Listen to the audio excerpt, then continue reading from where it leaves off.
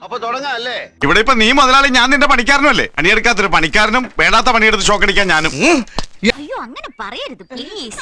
ത്രിവിക്രമിന് പോകാറായില്ലേ? അയ്യഞ്ചു മഞ്ചു മുതൽ എൻ 3 കൊഞ്ചു മതി ഐകുഞ്ചൻ 7 മത.